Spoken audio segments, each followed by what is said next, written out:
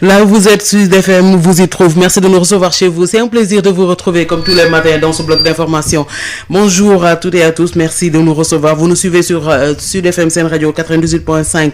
à Dakar et en synchronisation avec toutes nos stations régionales. Vous nous écoutez aussi sur www.sudfmsenradio.com et via tous nos réseaux sociaux. Bloc d'information que nous démarrons comme tous les matins avec les titres qui seront développés dans la première édition. Bonjour Babacar Sam. Bonjour Maria, bonjour à toutes et à tous. C'est un plaisir de te retrouver. Le plaisir est partagé. Alors, quels sont les titres qui seront développés tout à l'heure? À la une de l'actualité, les ministres priés de déclarer leur patrimoine avant fin août auprès de l'Office national de la lutte contre la fraude et la corruption. OFNAC, le président Macky Sall a instruit son gouvernement à se conformer à la loi. Décision prise hier en Conseil des ministres, une démarche qui cache des calculs politiques selon le professeur Ngouda Mboup. L'enseignant-chercheur en droit public sera l'invité de la rédaction. Au sommaire également, la campagne de commercialisation arachidière chaotique enregistrée l'année dernière qui a occasionné le licenciement de plus de 500 chefs de famille entre la Sonacos Lindiane et la Copéol pour motif économique. Ces travailleurs mis au chômage réclament des fonds force Covid-19. Les précisions de Mamadou Camara à suivre dans ce journal. À Thiès, les conducteurs de moto-taxi Jakarta déplorent les lenteurs notées dans la répartition des 450 millions de l'État qui leur sont alloués. Et puis sur l'international au Mali, une forte délégation de la CEDEAO à Bamako depuis hier pour une solution de sortie de crise. Merci Babacar Sam que l'on retrouve dans une dizaine de minutes pour le développement de tous ces titres.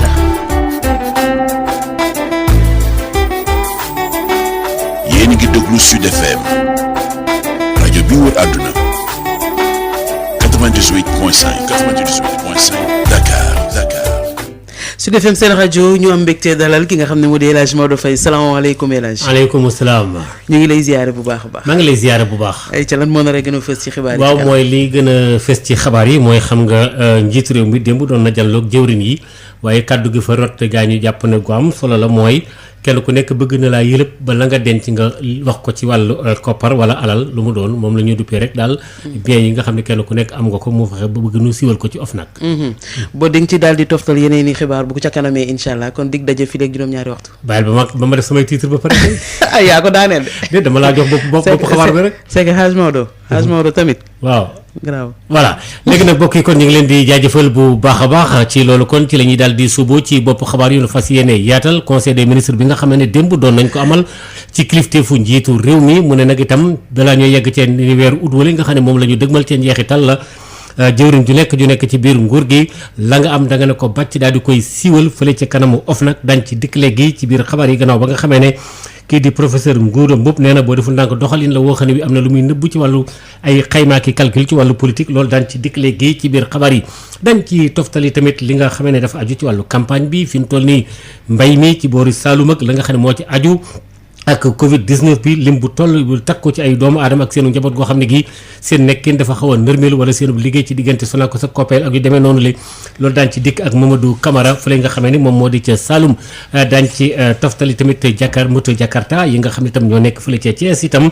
te ci Covid 19 bi ñu waxoon ne lu toll ak ñeenti téeméer ak juróom fukk ci ay millions yoo xam ne joxoon nañ leen ko waaye cëddale ma nag dafa xaw a mel daal gisaguñ ca dara ak yeexin wi loolu moo taxoon mu am lu ñu ca doon jàmbat daan ci toftal incha allah yeneen i xabaar ni ma ko waxee léegi fii léegi juróom-ñaari waxtu incha allah mu daal di teew ngir yaatal gi. Leader incontesté de la location de voitures et du transport touristique, Sénécartour a toujours accompagné l'État du Sénégal dans sa politique de développement socio-économique. Sénécartour, une nouvelle vision du transport. Sénécartour vous offre la revue des titres à la une des quotidiens. Et comme tous les matins, Adjaratou Mariam Ndiaye nous a rejoint en studio pour la une des titres. Bonjour. Bonjour Maria. La une des journaux plutôt, qu'on démarre avec Sud Quotidien. Sud Quotidien qui titre sur la réunification de la famille socialiste, c'est le statu quo, diront nos confrères, qui ajoute que l'une des dernières volontés de l'ancien secrétaire général du Parti socialiste Ousmane Tanor Dieng avant son évacuation en France où il a succombé des suites d'une longue maladie était le retour au bercail de Khalifa Sall et compagnie, car estimant qu'il n'était pas exclu et un an après son décès, ce souhait tarde à se concrétiser. La réunion du Conseil des ministres qui s'est tenue hier, tous les quotidiens en parlent. Selon Enquête, hier le chef de l'État est revenu sur la nécessité d'améliorer la gouvernance des ressources publiques et a fait savoir à ses ministres qu'ils ont 45 jours pour faire leur déclaration de patrimoine. Macky fixe un ultimatum à ses ministres. C'est le titre qui barre la une de Vox Populi. Macky farfouille chez ses ministres, titre Wa Grand Place. Et par rapport à cette obligation de déclaration de patrimoine, nos confrères de 24 heures trouvent que c'est une honte pour la République. Il faut signaler avec le quotidien Le Soleil que d'autres mesures ont été prises en réunion du Conseil des ministres. Nos confrères nous parlent entre autres de la nouvelle convention collective nationale du secteur de la presse. Le chef de l'État demande au ministre de la Communication de finaliser dans les meilleurs délais la mise en œuvre optimale de la nouvelle convention. Et nos confrères nous parlent aussi de la relance effective dans les meilleurs délais des activités de l'usine pharmaceutique Médis Sénégal. Le bradage du littoral continue de plus belle. Ce sont nos confrères du journal Tribune qui le disent. En effet, ils nous informent qu'une partie de la plage de Anse Bernard a été cédée à un privé sud-africain. À la une du journal Les Échos, enlèvement et menace avec une arme, une plainte déposée contre le fils de Serigne Moustapha Sy. Nos confrères du journal Libération nous parlent de ce trafic de drogue sur l'axe Dakar-Rabat. La section de recherche cerne le cartel marocain. Et enfin, à la une de Rewmi Quotidien, pour avoir détourné un bus scolaire en Italie, Ousseynou Sy condamné à 24 ans de prison. Sénécartour di société bi ñu gën a ràññee ci wàllu location auto ak dem beeg dikk bi ci wàllu tourisme xam nañ ko nu ko jekk ci gunge réewum Sénégal ci développement. Sénécartour gis-gis bu bees ci wàllu dem beeg dikk bi. Sénécartour moo leen di may li gën a fës ci këru yéenekaay. ngeen ñuy déglu ci Bakel ci 97.9 Ajaratu Ndeye Marième Ndiaye salaamaaleykum. waaleykum salaam Maria. lan la yéenekaay xëyee tey ci seen xët. tey jii Sud Quotidien dafa daal di xëyee nag ci daje bu ñu bëgg wala boog dajaloo bu ñu bëgg famille socialiste daal di koy dajaloo waat wante dafa mel ni ne bëgg-bëggu kii di Ousmane Tanor Dieng dem si yàlla Ousmane Tanor Dieng ba léegi nag mënuñu ko dëggal ndaxte moom moomu nag di Ousmane Tanor Dieng balaa ñu ko doon yóbbu fa li nga xam ne moom mooy ca France te sa mujjantal ga sax mu daal di fay ñàkk bakkanam moom la mu bëggoon moom mooy Khalifa Sall ak ña génnoon ca parti bi dellu si waat benn at ginnaaw ba mu làqoo nag ba léegi li ni mel mënul la nekk ndaje conseil des ministres tey jii culikaay yu bëri moom la ñu daal di jukki enquête yi ni kay di ñu xamal ne démb njiitu réew mi daal di ne ñëwaat nag ci solo bi nga xam ne moom moo am ngir ñu gën a yaxanal lépp loo xam ne dafa jublu ci suñu wàllu am loolu sax moom moo tax ba mu daal di soññ ay joriñam ngir daal ñu daal di def lu ñuy tuddee déclaration de patrimoine fësal nag seen am li ni mel nag ñeent fukki bés ak juróom la leen may ngir ñu daal di koy amal culikaay bii di Vox Populi nekkoon Macky taxaw na temm ngir nag ay ministre am daal di taxawal def lu ñuy tuddee déclaration de patrimoine Macky ma ngay wër nag ay mbootu ay ministre am loolu la culikaay bii di waa Grand Place daal di fësal 24 heures gis nag ne lii ab gàcce la ndaxte bi ñu toogee loo xam ne lu ñu waroon a def la ba ñu leen koy forcer nag njiitu réew mi di leen ko forcer kon boog mën nañu wax ne république bii nga xam ne daal moom la Macky jiite ab gàcce la. Le Soleil di ñu xamal ne am na yeneen dogal yoo xam ne jël nañ ko ci ndaje conseil des ministres daal di ñu ci limal convention collective nationale du secteur de la presse ndax njiitu réew mi daal di nay soññ joriñ gu ñu dénk wàllu communication ngir mu daal di ko fii taxawal ci nu mu gën a gaawee fexe it ba ñu daal di ubbi ay këru liggéeykaay yu mel ni Médis Sénégal bokk na nag ci yenn ci ay matuwaay yu ñu jël démb fii nga xam ne nag moom mooy ca Anse Bernard autolikaay bii di Tribune moo ñuy xamal ne am na pàcc goo xam ne man dañu ko jébbal benn privé sud-africain autolikaay bii di Les Échos di ñëwaat ci ab enlèvement bu ñuy laam-laamee ne dafa am ci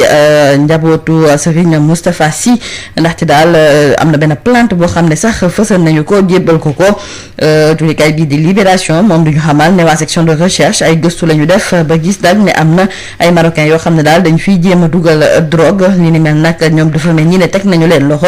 jeexale ko ak Rewmi Quotidien di ñëwaat ci ab doomu réewum Sénégal bu tudd Ousseynou Sy moom nag fa li nga xam ne moom mooy ca Italie dafa doon jéem a taal benn bus scolaire ba ñu tëj ko kaso nee nañu nag dina tëdd ci lu tollook ñaar fukki at ak ñeent. dina gën a yaatu fi léegi ci kanam jaratu fekk nga gën a yër li nga xam ne moo di yéenekaay yi. ba si kanam incha allah jërëjëf. Merci de nous recevoir chez vous. Tout de suite, la page éco. Et ce matin, Abselman Wan nous parle de la note mensuelle de conjoncture économique dans le pays de l'Union économique et monétaire ouest-africaine en tenant bien compte de la crise sanitaire mondiale due à la Covid-19. Info éco, c'est avec Abselman Wan. La piste BICIS, Banque internationale pour le commerce et l'industrie du Sénégal, la BICIS, la banque Le Monde qui change, vous offre le journal de l'économie.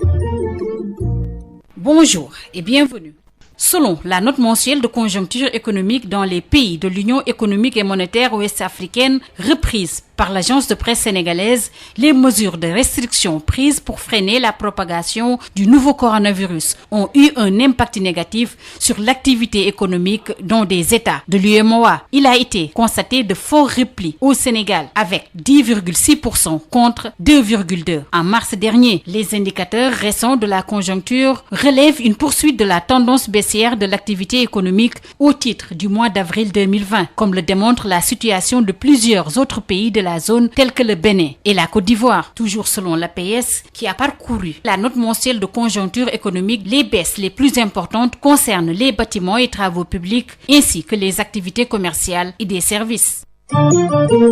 Une baisse de 0,59% de l'indice BRVM10 suivie d'une chute de 0,68% de l'indice BRVMC. C'est ainsi que la Bourse régionale des valeurs mobilières a clôturé sa séance du 15 juillet. La valeur des transactions est de 239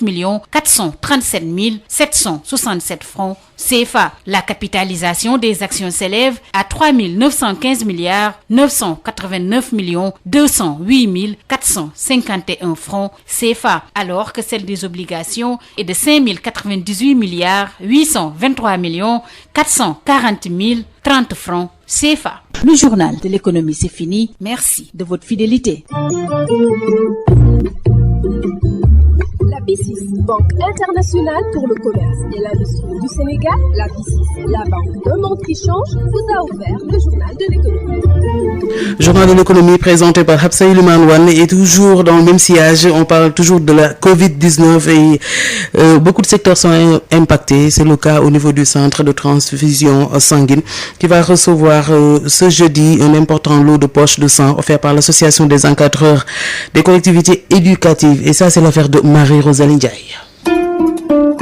Biotox anti-moustique pour le corps, les vêtements, les rideaux et draps vous protègent contre les moustiques chez l'adulte et l'enfant. Val d'Afrique vous offre votre journal de la santé. Bonjour à tous. L'association des encadreurs de collectivités éducatives organise ce 16 juillet une journée de don de sang. L'activité se déroule au ministère de la Jeunesse et les organisateurs comptent collecter une centaine de poches de sang pour venir en aide au Centre national de transfusion sanguine. Voici Serigne Saliou Simal, membre de l'ASS, directeur de collectivité éducative. Le contexte actuel nous oblige vraiment à faire ce don parce que nous, en tant que structure qui œuvre dans le bénévolat, ASS, Association des encadreurs de collectivités éducatives du Sénégal, si le ministre fait appel à nous, ça peut être que bénéfique parce que nous aussi, nous faisons partie de cette couche de la population. Donc si on peut aider le ministère à avoir ces postes de champ-là, ça ne peut être que bénéfique. Ce sera au niveau du ministère de la Jeunesse à partir de 9h. Ce sera de 9h peut-être jusqu'à 12h. Il n'y aura pas l'ASS seulement, il y aura d'autres organisations qui vont le suivre. Comme quand on travaille avec les autres associations, les autres mouvements AFULA. Donc si on a une activité de cette envergure, on fait appel à eux. S'ils sont disponibles, ils viennent et ils nous rejoignent. Et vous espérez collecter combien de poches? Au minimum, parce que nous, on travaille sous la forme de projection, parce que hier, avec la réunion de coordination que nous avons eue avec le bureau de l'ASS régionale de Dakar, nous avons établi une liste des donneurs et qui sont prêts à nous accompagner demain. Rien que pour cette liste, nous avons eu 53 personnes qui seront de la partie. Maintenant, ça, ce sont les membres de l'ASS. On n'a pas comptabilisé les autres associations qui vont nous rejoindre là-bas, Inch'Allah. Mais vous espérez au moins avoir 100, 150 et pourquoi pas 200. À l'instant, Serigne Saliou Simal, directeur de collectivité éducative, membre de l'ASS. C'est tout pour aujourd'hui. Merci de nous avoir suivis. Biotox anti-moustique pour le corps, les vêtements, les rideaux et draps vous protègent contre les moustiques chez l'adulte et l'enfant. Val d'Afrique vous a offert votre journal de la santé. Merci à vous Marie-Rosalie Ndiaye. On enchaîne bien sûr avec cette première édition. Babacar Sam va tout simplement nous la présenter. On démarre avec le chef de l'État qui demande au ministre de déclarer leur patrimoine avant la fin de ce mois d'août. Babacar. Effectivement, Maria, les ministres priés de déclarer leur patrimoine avant fin août auprès de l'Office national de la lutte contre la fraude et la corruption FNAC. Le président Macky Sall a instruit son gouvernement à se conformer à la loi, décision prise hier en Conseil des ministres. Une démarche qui cache des calculs politiques. Selon le professeur Ngouda Mboup, l'enseignant-chercheur en droit public sera l'invité de ce Sud Matin. Au sommaire également la campagne de commercialisation arachidière chaotique enregistrée l'année dernière qui a occasionné le licenciement de plus de 500 chefs de famille entre la Sonacos, l'Indiane et la Copéol. Pour motif économique, ces travailleurs mis au chômage réclament des fonds force Covid-19. Les précisions de Mamadou Camara à suivre également à Thiès. Les conducteurs de moto taxi Jakarta déplorent les lenteurs notées dans la répartition des 450 millions de l'État qui leur sont alloués. Et puis sur l'international au Mali, une forte délégation de la CEDEAO à Bamako depuis hier pour une solution de sortie de crise. Le développement de tous ces titres avec vous, Babacar Samb. Babacar Samb. Qui vous dit bonjour, bienvenue et merci d'écouter sur FM Sen Radio pour vous informer. Déclaration de patrimoine avant la fin du mois d'août pour tous les ministres. Le président Macky Sall instruit son gouvernement à se conformer à la loi. Les détails avec Amadou Moustapha Dian. Le président Macky Sall demande aux membres du gouvernement de faire la déclaration de patrimoine auprès de l'OFNAC avant fin août 2020. C'est l'information phare sortie du Conseil des ministres aujourd'hui, durant lequel le président a informé le Conseil de la cérémonie solennelle de remise des rapports de l'état de la gouvernance et de la reddition des comptes des rapports produits par l'IGE sur la période 2016-2019. Le président a engagé l'inspection générale d'État, le Bureau des organisations et méthodes et le contrôle financier de faire les diligences appropriées en vue de finaliser une nouvelle doctrine de pilotage de l'administration publique et parapublique. Le président a également rappelé au gouvernement son instruction de procéder sans délai à l'évaluation et à la mutualisation des services financiers que sont le FONGIP, le FONSIS, la BNDE et l'ADER. Concernant le domaine de la santé, le président a rappelé au ministre en charge de l'industrie et de la santé ses instructions relatives à la relance effective dans les meilleurs délais des activités de l'usine pharmaceutique Médis Sénégal SA ex-Sanofi pour l'approvisionnement du pays en médicaments. Dans le cadre de l'initiative Le Sénégal Vert, le président de la République a instruit le gouvernement de réserver une zone de 10 hectares dédiée au projet de parc forestier urbain de Dakar-Yoff. Il a également décidé que ce parc sera adossé à la zone de 30 hectares affrétée à la Caisse des dépôts et de consignation sur l'emprise de l'aéroport militaire Léopold Sédar Senghor. Amadou Moustapha Dian, le président Macky Sall lui-même devrait faire depuis longtemps sa déclaration de patrimoine conformément à la loi avant de demander au ministre d'en faire de même. Le professeur Ngouda Mboup indique que cette démarche cache des calculs politiques. Le voici au micro d'Amadou Moustapha Dian. En réalité, le président lui-même, il devait faire une déclaration de patrimoine, il ne l'a pas fait. Et jusqu'à présent, donc, c'est en nette contradiction avec ce que dit l'article 37 de la Constitution qui lui impose une nouvelle déclaration de patrimoine. Et à ce niveau, jusqu'à présent, le président de la République ne l'a pas fait. Je rappelle que durant la campagne électorale, la question a été agitée. Après son élection, ça a été agité. Et certains de ses conseillers avaient dit qu'il allait le faire. Et jusqu'à présent, le président de la République ne l'a pas fait. Et donc, je dis que charité bien ordonnée commence par soi-même. Et donc, je pense que la Constitution du Sénégal précise que la transparence dans la gestion des affaires publiques est donc un principe sacro-saint. Et il faudrait que donc le président de la République lui-même qu'il fasse une nouvelle déclaration de patrimoine. Le président qui a été réélu, il doit donc faire une nouvelle déclaration parce qu'en réalité, ça vise tout simplement la transparence telle que précisée par la Constitution. L'exemplarité doit être donnée par les gouvernants, en respectant d'abord ce que dit la Constitution, qui est la loi de fonction des gouvernants. Et au-delà de ça aussi, que le président de la République puisse avoir donc un certain leadership et une certaine autorité pour pouvoir imposer à ses ministres de faire cette déclaration, sinon de rendre le tablier et de partir. On ne peut pas imposer aux Sénégalais de respecter la loi, alors que ceux qui sont chargés, n'est-ce pas, de faire respecter la loi ne la respectent pas. Ça, c'est une question pour moi lancinante et c'est une obligation qui pèse sur tout gouvernant. N'y a-t-il pas des stratégies et autres manœuvres politiques derrière cette déclaration de patrimoine qui est demandée au ministre? Ah bien sûr, forcément, parce que le président de la République quand même a son parti et pour moi, donc la question se pose de plus en plus, n'est-ce pas? Parce que le président de la République ne peut pas donc être candidat en 2024 parce que la Constitution ne lui permet pas. De ce fait, donc aujourd'hui, il met une épée de Damoclès sur la tête donc de ses potentiels donc remplaçants donc dans le cadre du parti bien entendu, mais aussi des personnes qui pensent être aptes donc à pouvoir donc être le candidat de sa coalition ou de son parti. Et puis retenez que le consul du Sénégal au Milan, Roheba Touré, a été remercié, pour ne pas dire limogé, par le chef de l'État. A rappelé que beaucoup d'événements ont bouleversé le consulat ces dernières années. Roheba Touré a été cité dans le scandale des 850 millions de francs CFA, un prêt qu'elle aurait contracté au nom de l'État du Sénégal, qui a créé une mésentente entre la diplomate et son personnel. À cela s'ajoute le licenciement de 2 agents du consul qui a suscité un mouvement d'humeur des travailleurs. Licenciement de plus de 400 saisonniers contractuels à la Sonacos Lindiane, à la Copéol. 120 contractuels sont licenciés également, et sur les 17 permanents, 5 sont remerciés et 3 autres mutés à Dakar. Au total, 520 chefs de famille sont licenciés dans ces 2 huileries de Kaolack pour motif économique à cause d'une campagne de commercialisation arachidière chaotique enregistrée l'année dernière.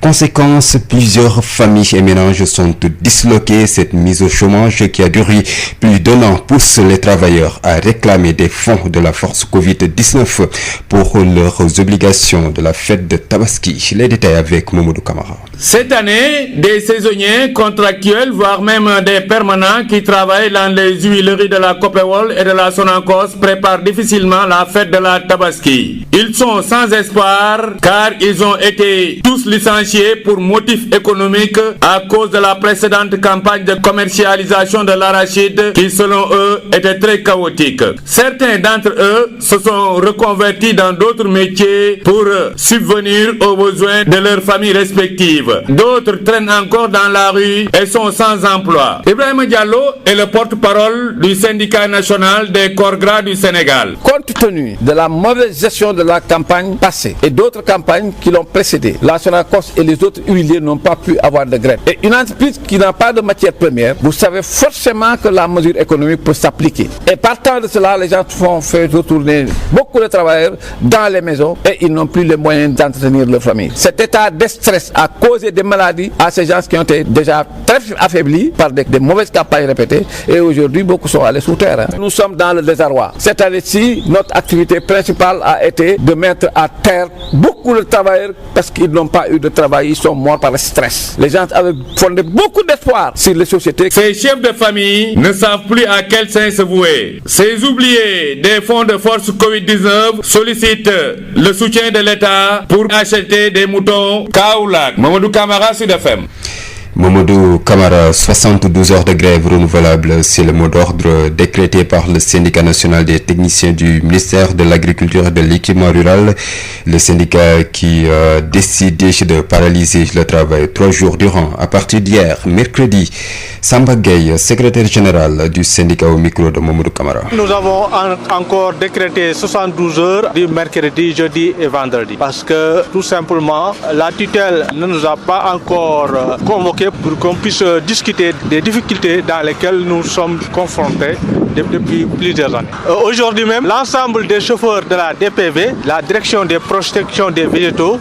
nous ont rejoints sur ce combat parce que tous les agents contractuels au niveau de la direction des protections des végétaux ne sont pas payés, vous figurez, depuis 15 jours. Ils n'ont pas encore reçu un sou et ils ne sont pas encore dans les dispositions pour améliorer leurs conditions de travail. C'est pourquoi aujourd'hui, avec l'ensemble des agents du ministère de l'Agriculture, y compris les chauffeurs qui s'occupent quand il y a quand même des traitements au niveau phytosanitaire et qu'il y a des risques d'attaque des sauteriers pour la campagne agricole, pour le suivi des cultures. Donc ces gens-là ne travailleront pas pour 72 heures. Et nous sommes déterminés à aller jusqu'au bout parce que tout simplement, l'autorité n'a pas encore réagi pour s'occuper de nos problèmes. Effectivement, nous avons encore d'autres plans qui consisteraient à bloquer tout et paralyser toutes les activités au niveau du ministère de l'Agriculture et de l'Équipement rural. Parce que c'est à cette période qu'on se prépare pour faire les statistiques agricoles. C'est pendant cette période maintenant même qu'on est en train de finaliser la mise en place des intrants et des semences et le suivi de la campagne agricole. Et toutes ces données sont indispensables pour que le ministre puisse faire le point lors des conseils ministériels pour montrer la situation de l'agriculture au niveau national. Ces techniciens qui ont décidé de bloquer toutes les statistiques agricoles. Le foncier est une véritable problématique dans la région sud du pays entre litiges fonciers, conflits. Le niveau d'insatisfaction des populations sur la gestion de ce foncier est de plus en plus bas dans cette région, où la question du foncier est un des éléments sources de l'éclatement du conflit. Ignace Dey. Voilà d'ailleurs tout le caractère ultra sensible de ce foncier dans la région. La question du foncier est une véritable problématique dans cette partie sud du pays. Dans la commune de Ziguinchor, la boulimie foncière avait fini d'emporter certains espaces verts et des espaces réservés.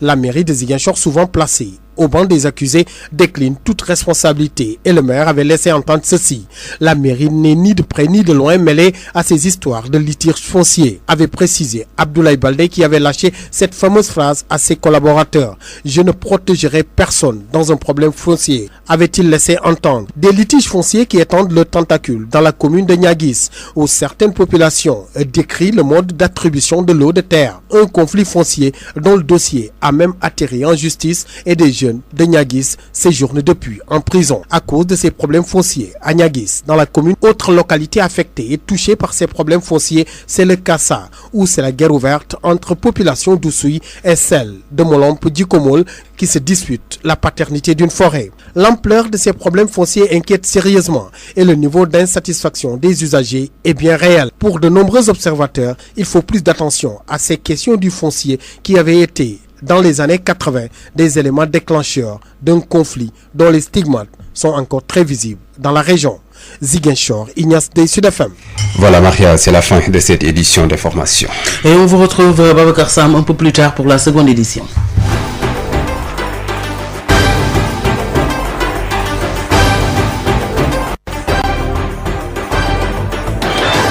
Sud FM. Il est 7h. juróom-ñaari waxtu jot ñu àndandoo ak moom moo di El Hadj Maodo Faye ci xibaar ci yaatal ci kàllaama yi ak ci salaamaaleykum El Hadj. ñu ngi lay ziar bu baax a baax. ñu ngi lay delloo ziar ñu tàmbale ko ki nga xam ne moo di njiiti réew mi moom mi nga xam ne nee na rek fi léegi weer wi nga xam ne moo di weeru août balaa muy jeex nañu fexe ba ministre yëpp ku ci nekk wax li nga xam ne moom nga amee. waaw loolu la wax de loolu la wax ci li nga xam ne moom moo di ndaje mi nga xam ne doon nañ ko doon amal démb ñu duppee ko conseil des ministres loolu daan ci dikk léegi sax ci xët woowu ki ñu ko jàngal di kii di Amadou Moustapha Dieng daan ci toftal itam incha allah li aju ci kaddu yooyu la ak ñi nga xam ne seen xam-xam màcc na ci wàllu tëralin yeeg ay loi yeeg yu demee noonu ne day boo deful ndànk dëgg sërëx la wala boog calcul ak i xayma xool ci wàllu politique loolu daan ci dikk léegi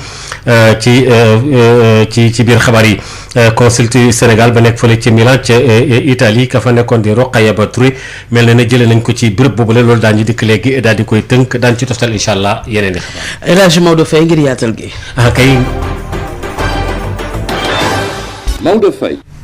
jërë ngeen jëf mbokk yi jërëjëf soxna Maria jërëjëf tamit kii di Papalay ak mbokk yi nga xam ne ñu ngi ñuy xerawle ko taaxeerlu ci suba cuy gi njiit réew mi nee na ay fan nag gannaaw ba nga xamee ne IGE am na lu doon càmbar ak lu njutoo ko saytu ba génnee lu bare bari na ko bàcc ci taabalam am na nag ay tolof-tolof ak i benk ñi ngi koy dundit lu ca laxasu fan yu néew lañ ca teg mu dajeeg jëwriñ yi ne leen léegi nag liy mbir tey mbir mooy kenn ku ci nekk li nga xam ne moom nga buuf na nga fexe ba fësal ko ci kanam mu mbootaay gi nga xamee ne ñoom ñoo fii nekk di saytu loolu ak xeex lépp loo xam ne aju na ci wàllu ger mu di OFNAC ki nu ko jàngal di Amadou Moustapha Dieng. na képp ku bokk ci gouvernement bi daal di def déclaration de patrimoine am maanaam mu daal di dem ca kanamu OFNAC daal di bind yéene wax lu mu am ci wàllu alal ak ci wàllu koppar gën ngaa yéex njeexitalu weeru août 2020 bi ñu dëkkmal dogal bi le président Macky Sall daal di jël niki tey ci conseil des ministres niki noonu muy xam ne waa IGE jot nañ ko jox rapport atum 2016 ba 2019 ci cérémonie boo xam ne jot na ko teewee rax si dolli président bi di xam ne niki noonu mi ngi ñaax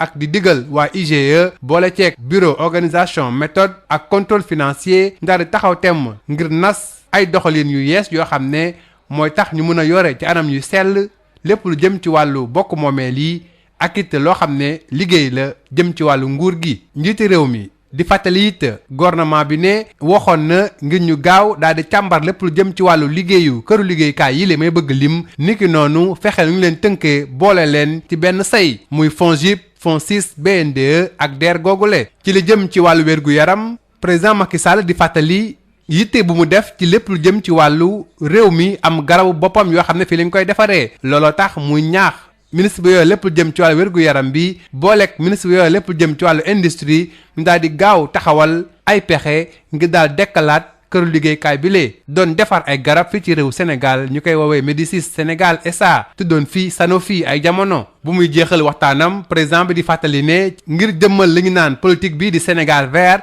jot na joxe ndigal ngir ñu dagg lu toll ci fukki hectare foofale te suuf sa nekk Dakar Yoff ci aéroport bi daal di koy def benn parc boo xam ne dafay am ay garab am gàncax ak loo xam ne ay fexlukaay la ñeel askan wi. loolu la nag daañu ko toftal mu dend ak fanweeri hectares yi nga xam ne jot na ko jox foofale te suuf sa nekk ci aéroport militaire Léopold Sédar Senghor. Moustapha Dieng ñu ngi lay jaajëfal bu baax a baax njiitu réew mi di président Macky Sall day kàddu yooyu la rotal ne daal kenn ku nekk nan la càmbar nga wax li nga xamee ne moom nga amoon waaye nag professeur Ngouda Mboup xam-xam màcc ci wàllu tëralini loi constitution beeg yu demee noonu nee na Macky Sall mii ci boppam ca njëlbéen nga moo waroon a njëkk a def bu yàgg li nga xam ne moom la am patrimoine mu daal di koy wax bu ko defee mu leer mu li te nee na loi bi tam loolu la laaj bala muy laaj ay ministre am moom ci boppam daa waroon a njëkk ci làmb ji ba noppi professeur Ngouda Mboup ñu déglu ko ci téléphone Moustapha Dieng. président de la république moom mi ko wax ministre yi moom defagul déclaration de patrimoine ba ñu ko falaatee ba tey te déclaration de patrimoine boobu noonu moom daf ko war a def parce que constitution daf ko sas pour mu def ko waru koo jéggi parce que constitution bu Sénégal ci tomb bi ñuy wax fanweer ak juróom-ñaar daf ko ni bu ñu la falee da ngay def déclaration de patrimoine maanaam li nga am lépp loo xamante ni ci sa patrimoine maanaam ci sa am-am donc nu mu toll da nga koy xaatim def ko ci këyit nga jébbal ko kii di conseil constitutionnel waaye depuis loolu président de la république defu ko ba tey te loolu noonu day tax ba nga xamante ni moom li mu digle ni waroon na cee jiitu parce que aussi dañu naan bala ngaa donc dañu naan aussi donc loolu exemple bala ngaa digle cangaay da nga war a set bala ngay jiite sangaay te très bien parce que exemple la war a joxe parce que président de la république moo ci war a jiitu parce que moom mooy institution bu njëkk ci réew mi te tey jii nii bu fekkee ni remaniement dañ koy bëgg a def président wax leen ko mooy maanaam am na loo xam ne dina tegu seen ndodd mooy ñi nga xam ne dañ daan bañ bu ñu ko deful peut-être que président de la république dina leen jële ci gouvernement bi te dootu leen indiwaat waaye léegi lépp day wane ni état du Sénégal ni muy doxee loolu war nañ ko seetaat parce que état waruñoo jël loi xaatim ko ñi nga xam ne ñoo ci war a jiitu pour respecter ko mooy ay ministre ñu ñëw ñu ne ñoom duñu ko respecter loolu teguwul fenn parce que yoon ci Sénégal ñi nga xamante ni ñoo jiitu ñoom la ñu jox ndombal tànk ñoo ko war a mën a njëkk a respecter pour que citoyens yi mën cee topp waaye loolu bu amul rek boo deful ndànk loi yi dañu koy day naax saay dañu koy jéggi te loolu baaxul ci état de droit baaxul ci démocratie. ndax gisoo si ay xeetu jëfin jëm ci wàllu politique surtout bi nga xamee ne am na ay yenn ci ministre yu ñuy jiiñ ne dañoo bëgg siis bu mu toog. waaw xam nga loolu moom tey jii nii mënut a ñàkk parce que président de la république mënut la bokk ci élection yi di ñëw élection yi présidentielle donc ñi nga xam ne ñoom la àndal peut-être que ku ci ne bëgg nga samp ndënd wala bëgg nga wan ko loo xamante ni dina la samp dina la tabb wala mu jàppale la waaye ak lu ci mënti am moom président de la république war na def ba nga xamante ni nu ñu koy remplacer wala élection yi ñu jëm dana am dal dana am teey léegi nag ci ñi mu àndal ñoom je pense que ñoom ñoo nekk seen parti ñoo xam ni ñuy tojee seen bopp jëm waaye li ma ci jàpp mooy en tout cas lii nii mënut a bañ a rax politique président de la république forcément am na lu nekk ci ginnaaw loo xamante ni waxu ko. professeur Ngouda Mboup du ñàkk ñu di kat ci fekk juróom-ñetti waxtu mu gën a yaatal kaddu yooyu la ki nga xam ne moo di consul bi nekkoon fële ca Milan ci Italie di Rokhaya Ba Touré daal nañ koy jëlee ci béréb boobu nga xam ne ca la nekkoon nga maanaam daal xeetu daal limogeage maanaam daal tekk ndomb ak tànkam loolu lay nuru. ci kilifa yi nga xam ne ñoo ko jiite fii ci biir Sénégal ci waa kër ministère bi ñu dénk wàllu bitim réew moom nag ñu fàttali ne daal ba mu nekkee foofu la ci Milan coow li yàgg naa bari foofu lool dàq ay nit coow li na kur Sénégalais yi léeg-léeg ñuy dem di manifester la foofule ci buntu consul boobule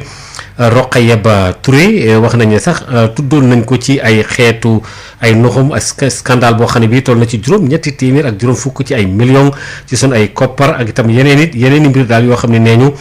daal doon nañ ko ci tudd waaye daal jëlee nañ ko ci béréb boobule ba am keneen kun ko wuutal ca makkaan moom nga nekk foofu moo xam ne moo nekk foofu lay ca Italie. li aju ci wàllu Covid 19 bi ak campagne bi lu tolloog ko ñeenti téeméer ci ay doomu aadama yoo xam ni dañ doon def rek ñaare bu jamono neexee nekk ay contractuel ci Sonacos ñu ci bëree bëri Sonacos Lindiane Copéol lu tolloog téeméer ak ñaar fukk ci ay contractuel ñoom ñëpp dañ leen daal licencié maanaam dàq leen ci loolu nag am na sabab Mamadou Camara. tereetu gerte yi dañoo bari te wuute atum ren ñu bari ñoo xam ne ñi ay saisonniers lañ ñenn ñi contractuel ak yenn permanent yoo xam ne yi sax ñu ngi woon ci usine Copéol ak Sonacos doon daan seen doole am lu ñu dimbale seeni njaboot ñoom ñu ngi waajal feetub tabaski bi waaye ci ay jafe-jafe ak naqar ndax ñu ci bari ci biir campagne yu jënd ak njaayam gerte bi lañ leen dàq li ko waral campagne yu jënd ak njaayam gerte bi nga xam ne ñoom nee nañ bokk na ci yi gën a yées ñenn ñi sax dem nañ liggéey ñenn ñi ay manœuvre wala maçon ñeneen ñi tamit ñu ngi ci mbedd bi di taxawaalu te amuñu xëy amuñ fenn fu ñu wekku wala fu ñu yaakaar pour jëlee fa ay koppar dimbale seeni njaboot Ibrahima Diallo moom mooy porte-parole intersyndicalu corps gras bu Sénégal. ren suñu activité li ci ëpp mooy demi dëj liggéeykat yi sonn nañ feebar nañ huileur ñu fa daan liggéey ñu ci bari nekk ci ay contrat ñu nekk ay permanent usines yi tëj amatuñu liggéey yaakaar ba tas mu dee leen ay feebar yoo xam ne ñu ci bëri dem nañu yoman xiyaam ndax lan coono àdduna boo xam ne ki leen ko teg mooy ay nit yoo xam ne ñu ngi ci gouvernement bi du ñu wax président Macky Sall li nga xam ne mooy réel. ñooñu tey di ay borom kër fu nekk ñu ngi fay dugg pour am njëgu xar waajal tabaski bi looloo tax nag ñuy yëglu ci njiitu réew mi ak gouvernement bi nee nañ nag ndimbal mi nga xam ne jagleel nañ ko ñu bëri ci feebaru mbas bi ñoom it ci loolu lañ yaakaar pour mun a jënd xar ak tamit jënd ay yére pour seeni doom jéem a tabaski comme ñëpp. Kaolack Mamadou Camara Sud FM. Mamadou Camara ñu ngi lay jaajëfal bu baax a baax ñetti fan yàlla moom la ñu xàppatiwaat gerew ko banque ba mel ne ay jalaal mu di liggéeykat yi nga xamee ne ñoo nekk ci waa kër jëwriñ ji ñu dénk wàllu mbay mi fële ca boori Kaolack ak techniciens yi fi ca nekk ci ministère boobule chauffeur yi sax foofu nag léegi ak ñiy aar gàncax gi yëpp dugg nañ ci gerew boobule Samba Gaye mi jiite syndicat bu waxtaan ci ak Mamadou Camara. di naqarlu suñu ministère bi nga xam ne farataalu agent yi nga xam ne ñooy liggéey ci ministère agriculture dañoo defoon grève 48 heures ci semaine ba le passé ñu yaakaar ne kon wax dëgg yàlla li gënoon mooy ñu wootee ñu toog waxtaan mais dañuy tànqamlu ñu dooleyaat yeneen ñetti fan àllarba alxames ak àjjuma ci biit ñetti fan yooyu nag suñu mbokk naataango yi nga xam ay chauffeur lañ nekk direction protection des végétaux ñoom ñoo gaare nañ oto yi bu fekkoon ne ñaanuñ ko yàlla attaque maanaam ay njéeréer la ay sax ak ay wànq ak yooyu yëpp am na ci dëkk bi kenn du ko traité parce que ñoom ñooy dawal oto yi parce que ñooñu ay liggéeykat la yoo xam ne yi ni fayuñ leen béppi weer bii képp kuy liggéey koo xam ne ki ñi toog ba la 15 tey fayuñ la wax dëgg yàlla yaa ngi ci jafe-jafe ministère bi waroon na ko saafara bu yàgg ñooñu ay agent la yoo xam ne bu yàgg ñu ngi naqarlu amuñ protection yi nga xam ne moo war pour mën a dem ci àll bi amuñ matériel yi nga xam ne moo war pour mën a dem ci àll bi ñun ñi nga xam ne ñii ni ñoo nekk ak ñoom aussi li ñuy daj ku ne xam ne nga fayeeku ci bureau am sa moroomu naataango mu toog fukki fan ak juróom fayeeku loolu kenn xamul lan lay nuru dañ ko gën a taral grève nañ 48 heures pour yëngal kilifa yi ne kat ñun agent yi nekk ministère agriculture suñu nekkun war nañ ko saafara kenn wuyuñu ñi tànkam lañu moo tax ñi dolliyaat yeneen ñetti fan yoo xam ne yi ni àllarba alxames ak ajjuma bu fekkee ne loolu doyu nag li wax statistique agricole yi nga xam ne moo nànk mbay mi ci wàllu xayma ci wàllu engrais bi ñu jiite bi ñu joxe ñaata la jiw bi ñu joxe ñaata la xayma aussi liñ yaakaar ci mbay mi heure bii lañ ko war a commencé di ko seetlu mois de août ba septembre octobre loolu yëpp kenn du ko fi liggéey rapport yi nga xam ne mooy wane ne ministère bi conseil des ministres bu demee di wane ne mbay mi fii la toll ñi laaj ko mu wax ne léegi lii la teg ko ci fu wóor du mën a nekk parce que li muy wax di ko teg ci loo xam ne lii nii ay jumtukaay la yoo xam techniciens yi ñoo ko jox.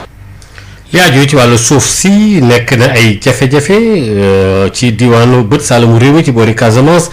coowal suuf léeg-léeg moom it foofu naan dafa naan gaddaaral conflit yi am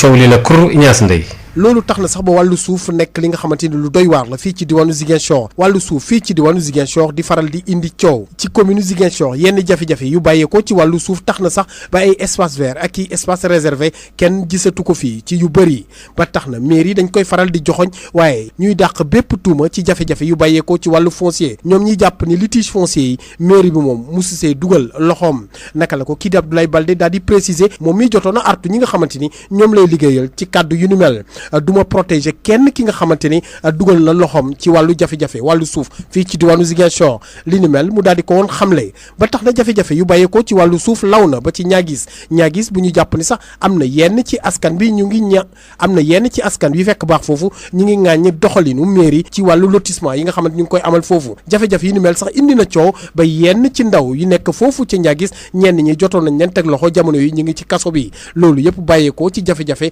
wàllu suuf boor yooyu beneen goxo ngi nii bi nga xamante ni wàllu suuf indi na coow lu bëri mu di ca Kaasa ci diggante askan bi fekk baax ci usuy ñi nekk ci dëkk bii di Molomp Jiko Mol ñoom ñi nga xamante ni ñu ngi xëccoo ay tool yu nekk ca boor yooyu wàllu suuf jéggi dayoo fii ci diwaanu Ziguinchor di faral di indi ay jafe-jafe ñenn ñi sax dem nañu ba jàpp ni war nañ cee bàyyi xel bu baax a baax parce que jàpp nañu ni ci ay années 80 bokk na ci éléments yi nga xamante ni moo waral fitna bi jóg fii ci diwaanu Casamance te ba léegi góom yi wéragul complètement Ziguinchor Ignace Dey Sud FM. tàmbali gi ñu jërëjëf Ignace tàmbali gi ñu tàmbaliwaat dem bi ci jaww ji te ñu ubbi ko ci AIBD aéroport bi ñu duppee Blaise Diagne daanaka service yu bëree bëri tam noppi nañ ngir lépp nekk loo xam ne lii lu mucc ayib lay doon Denisia Samb. frontière aéroport yi ñu ubbi ko 15 juillet bi minuit jotee ci aéroport international Blaise Diagne ñëpp tàmbaliwaat liggéey bi Maguette Maram Ndaw directeur aviation civile ak météorologie. mat na depuis bi minuit jotee ba tegal benn minute. trafic bi aussi bien Sénégal que compagnie aérienne yi. crise bi moom dafa doon lu doy waar. frappé compagnie yi frappé dëkk yi perte yi doon perte yu énorme donc ñëpp a yàkkamti fi mu nekk nii trafic bi commencé di dellu ndànk-ndànk donc loolu moom moo tax comme ni ko dëkk yëpp defee dañ koy def ak maîtrise compagnie ku ci nekk bëggoon nga am bis bu ne benn vol gën ngaa néew il fallait que ñu def ndànk au lieu que ku nekk ñu lay jox juróom-ñaari fréquence wala fukk ak nangam dañ ne compagnie bu ne dañ la jox minimum ñeenti fréquence au moins ñaari semaines yi di ñëw. ci côté service yi tamit ñëpp pare nañu seetlu Mathiako Bessane secrétaire général ministère bi ñu dénk wàllu tourisme mi fa amaloon doxub nemmeeku. vol yi commencé nañ ko traité déjà et journée bi tamit dina continuer noonu xool nañ service yi xool nañ exploitation bi xool nañ force yi xool nañ santé xool nañ tamit salon yi sax xooloon nañ ko bi ñu fi ñëwee tey ñu ñëw xool ASECNA bi nga xam ne moo yor gestion navigation aérienne vraiment li ñuy conclure ci loolu maanaam mooy mbégte satisfaction bu rëy boo xam ne am nañ ko ci vraiment ci service aéroportuaire yi nga xam ne ñoom lañ fi teg ñoom ñi ngi doxal pour que reprise mën a am. reprise boo xam ne nag ñu ngi ko amal waaye tamit ci condition yu leer ñu sukkandikoo ci Maguette Maram Ndaw. nekkin bi ci biir avion bi aussi d'abord avion bi naka lañ koy fexee ba nettoyer ko def ci désinfectant ba du am propagation. port de masque yi ñu war a def ci biir naka la ñuy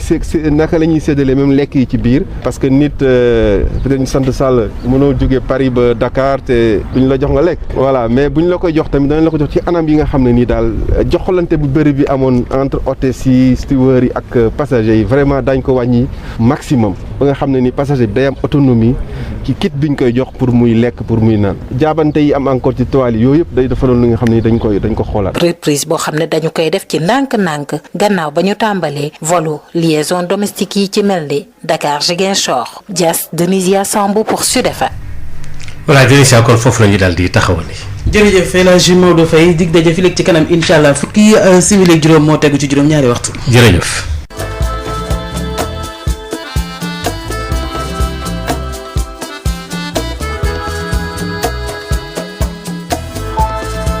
Sud FM en mode majeur, les temps changent et le monde bouge. Sud FM avec Sud FM Sen Radio. Sud FM Sen Radio, la ronde de l'information. Vous nous écoutez à Saint-Louis sur la 93.2, 30 minutes après 7 heures. C'est le moment de recevoir encore une fois pour la seconde édition Babacar Samb. Rebonjour Babacar. Rebonjour Maria, bonjour à toutes et à tous. Seconde édition que nous démarrons avec le mouvement d'humeur du syndicat des travailleurs de la justice. Effectivement, le bureau exécutif national du syndicat des travailleurs de la justice, SYTJUST, qui a décrété 48 heures de grève renouvelable couvrant les jeudis et 16 et vendredi 17 juillet de cette année 2020. Les travailleurs de la justice viennent de boucler un mois de grève. Toutefois, ils sont plus que jamais déterminés à mener le combat de la vérité et du droit pour la justice et la dignité, comme en témoigne leur mobilisation lors de la marche pacifique organisée récemment à Dakar par le SYTJUST. Ces travailleurs de la justice, on le rappelle, réclament la mise en œuvre du protocole d'accord signé avec le gouvernement. C'était le 17 octobre 2018. Retard dans la répartition des 450 millions de l'État alloués aux conducteurs de mototaxi Jakarta du Sénégal. À Thiès, la Fédération nationale déplore cette situation et invite le ministre des Transports à lever les blocages. Hassan Djigol est le chargé de communication de la Fédération nationale des conducteurs de mototaxi Jakarta du Sénégal. Propos recueillis par Babacar Ndao. Jusqu'à présent, nous restons dans l'attente pour recevoir ce que le président a donné aux conducteurs de mototaxi du Sénégal. Les 450 millions ont été alloués aux conducteurs de vélo-taxi du Sénégal. Mais actuellement, il y a un petit problème parce qu'on a été reçu il y a à peine presque un mois et quelques, depuis le 11 juin passé, dans le cabinet du ministre du Transport. On a discuté avec le directeur de cabinet et sondage et une très belle équipe là-bas au niveau du ministère, qui nous ont d'ailleurs bien reçus, qui nous ont demandé aussi de nous organiser pour pouvoir recevoir cette somme, parce qu'en nous disant que cette somme nous appartient, et ça les dérange de les avoir en main. Mais eux, ils trouvent que les Jakarta ne sont pas organisés. Moi, je trouve le contraire, parce que je dis qu'on ne peut pas être fédéré et ne peut pas être organisé. Et au niveau, pour cette somme, ça ne demande aucune organisation, parce que nous sommes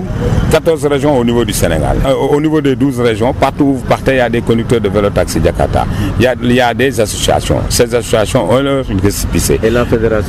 la fédération a été créée à base de ces associations. Donc, le ministère du Transport peut ne pas nous connaître. Mais nous sommes connus par le président de la République qui a longtemps cheminé avec nous. D'ailleurs, moi, j'ai appris par leur propre voix au niveau du ministère. Eux-mêmes, ils nous ont dit que le président de la République a bien dit: écoutez, je donne 450 millions aux conducteurs de vélo-taxi Jakarta, parce que ces conducteurs de vélo-taxi Jakarta, c'est ma famille. Disons que vraiment, en tant que ministre de tutelle, ça dure, voilà, un mois et quelques, nous sommes à l'attente de notre argent. Et comme cet argent nous appartient, on doit recevoir cette somme. Et puis, le foncier, c'est une véritable problématique dans la région sud du pays entre litiges fonciers, conflits. Le niveau de satisfaction des populations sur la gestion de ce foncier est de plus en plus bas dans cette région où la question du foncier est un des éléments sources de l'éclatement du conflit. Voilà d'ailleurs tout le caractère ultra sensible de ce foncier dans la région. La question du foncier est une véritable problématique dans cette partie sud du pays. Dans la commune de Ziguinchor, la boulimie foncière avait fini d'emporter certains espaces verts et des espaces réservés. La mairie de Ziguinchor, souvent placée au banc des accusés, décline toute responsabilité et le maire avait laissé entendre ceci: la mairie n'est ni de près ni de loin mêlée à ces histoires de litiges fonciers, avait précisé Abdoulaye Baldé, qui avait lâché cette fameuse phrase à ses collaborateurs: je ne protégerai personne dans un problème foncier, avait-il laissé entendre. Des litiges fonciers qui étendent le tentacule dans la commune de Niaguis, où certaines populations décrient le mode d'attribution de l'eau de terre, un conflit foncier dont le dossier a même atterri en justice et des jeunes de Niaguis séjournent depuis en prison à cause de ces problèmes fonciers. À Niaguis, dans la commune, autre localité affectée et touchée par ces problèmes fonciers, c'est le Kassa, où c'est la guerre ouverte entre population d'Oussouy et celle de Molompe-Dikomol qui se disputent la paternité d'une forêt. L'ampleur de ces problèmes fonciers inquiète sérieusement et le niveau d'insatisfaction des usagers est bien réel. Pour de nombreux observateurs, il faut plus d'attention à ces questions du foncier qui avaient été, dans les années 80, des éléments déclencheurs d'un conflit dont les stigmates sont encore très visibles dans la région. Ziguinchor, Ignace Dey, Sud FM. Ignace Dey, 7h36 ici à Dakar, et nous allons parler de la déclaration de patrimoine avant la fin du mois d'août pour tous les ministres. Le président Macky Sall instruit son gouvernement à se conformer à la loi. Il a aussi annoncé la création d'un parc de 10 hectares à l'aéroport Dakar-Yoff et a rappelé l'urgence de relancer Midi Sénégal pour l'industrie pharmaceutique. Les détails avec Amadou Moustapha Dian. Le président Macky Sall demande aux membres du gouvernement de faire leur déclaration de patrimoine auprès de l'OFNAC avant fin août 2020. C'est l'information phare sortie du Conseil des ministres aujourd'hui, durant lequel le président a informé le Conseil de la cérémonie solennelle de remise des rapports de l'état de la gouvernance et de la reddition des comptes des rapports produits par l'IGE sur la période 2016-2019. Le président a engagé l'inspection générale d'État, le Bureau des organisations et méthodes et le contrôle financier de faire les diligences appropriées en vue de finaliser une nouvelle doctrine de pilotage de l'administration publique et parapublique. Le président a également rappelé au gouvernement son instruction de procéder sans délai à l'évaluation et à la mutualisation des services financiers que sont le FONGIP, le FONSIS, la BNDE et l'ADER. Concernant le domaine de la santé, le président a rappelé au ministre en charge de l'industrie et de la santé ses instructions relatives à la relance effective dans les meilleurs délais des activités de l'usine pharmaceutique Medi Sénégal SA ex-Sanofi pour l'approvisionnement du pays en médicaments. Dans le cadre de l'initiative Le Sénégal Vert, le président de la République a instruit le gouvernement de réserver une zone de 10 hectares dédiée au projet de parc forestier urbain de Dakar-Yoff. Il a également décidé que ce parc sera adossé à la zone de 30 hectares affrétée à la Caisse des dépôts et de consignation sur l'emprise de l'aéroport militaire Léopold Sédar Senghor.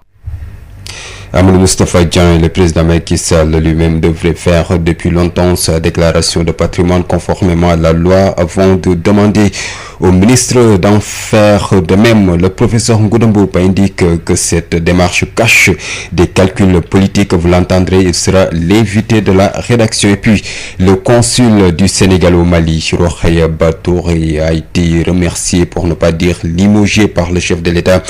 A rappelé que beaucoup d'événements ont bouleversé le consul ces dernières années. Rokheba a été cité dans les scandales des 850 millions de francs CFA, un prêt qu'elle aurait contracté au nom de l'État du Sénégal, ce qui a créé d'ailleurs une mésentente entre la diplomate et son personnel. À cela s'ajoute le licenciement de 2 agents du consul qui a suscité un mouvement d'humeur des travailleurs. Rokheba est remplacé par Mamadou Lamine Diouf, informaticien.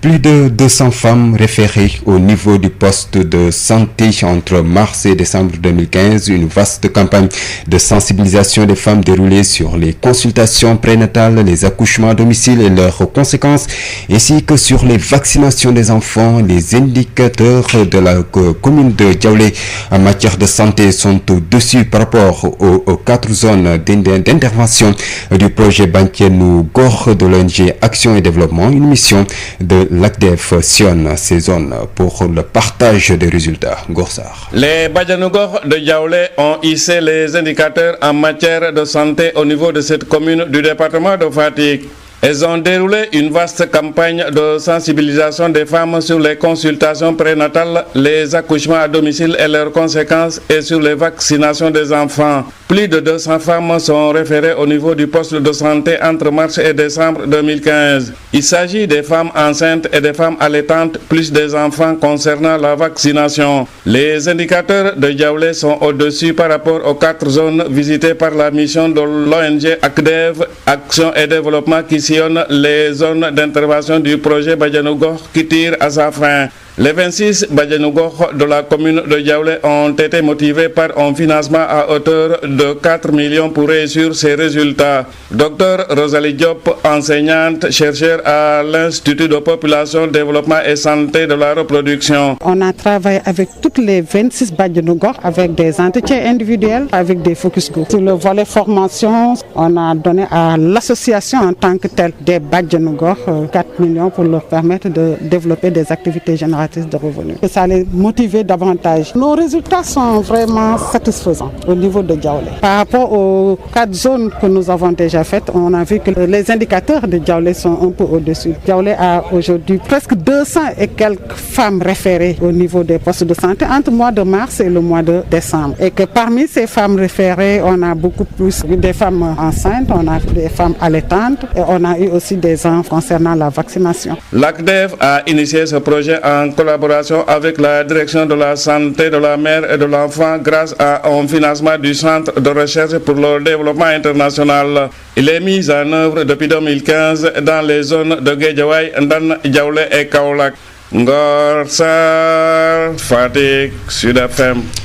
Gossard, parlons de cet accident mortel à Kaolack. Un véhicule provenant du Mali a mortellement fauché un conducteur de moto Jakarta à Kahone. Les populations sont sorties pour brûler des pneus et barrer la route nationale. Aboubakry Mbodj, professeur de philosophie au lycée de Kahone et membre du mouvement Aar Suñu Gox, témoigne au micro de Mamadou Camara. Un accident vient de se produire à Kahone vers l'hôpital des chrétiens. Un bus venant du Mali a mortellement heurté un Jakartaman et celui qu'il supportait. Le Jakartaman du nom de Djumokor a rendu l'âme. L'autre passager, il est évacué à l'hôpital régional de Kaolack. C'est un fait maintenant récurrent parce que à côté de l'hôpital, même dispensaire de Kahone, les camions maliens sont stationnés à telle enseigne que même celui qui vient de Tamba ou bien de Kaolack n'a pas de visibilité. C'est un fait qu'on a longtemps dénoncé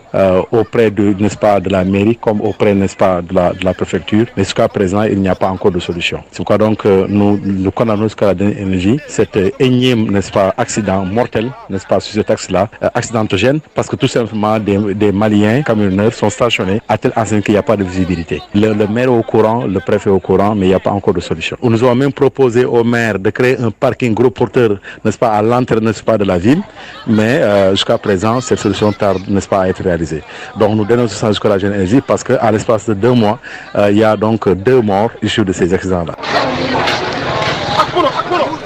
Sud FM vous transporte partout au Sénégal et dans le monde.